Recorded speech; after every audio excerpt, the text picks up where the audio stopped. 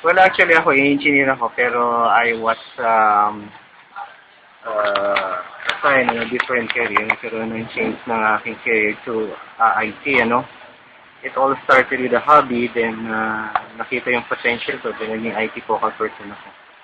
I do communications about IT, sometimes analyze the system, the database. Ako nag-maintain ng database. Yung aming website, ito our website. Ako yung head doon. And kung mayroong mga new ideas or new changes or new technologies, I inform my bosses, mga heads about it. Paano mga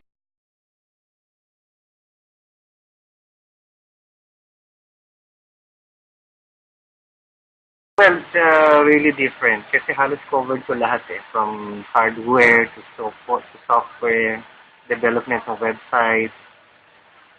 Kasi dito ko konti lang kami. So ano yung kaya ko? Pero pag kailangan namin ng specialization, kina-contract out namin.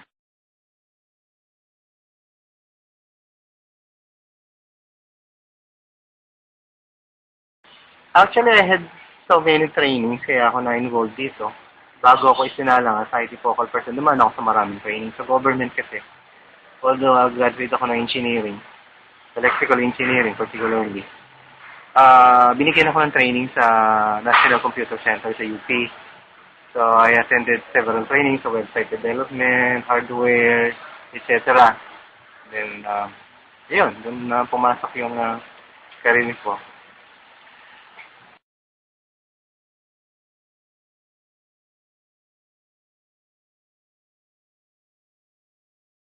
Dito kasi, magiging creative ka eh. Walang limitation eh. It's unlimited imagination. Meron kang imagination basta covered ng... Alam mo, ang information technology kasi, it grows as the years goes by. Diba? And weaknesses, yun lang. Usually, ang kung dito yung frustration mo dahil kung minsan, hindi kayang i-accommodate ng government yung latest technology. So, minsan marami pang debate ang dadapa sa proseso. Hindi ganun kadali sa government.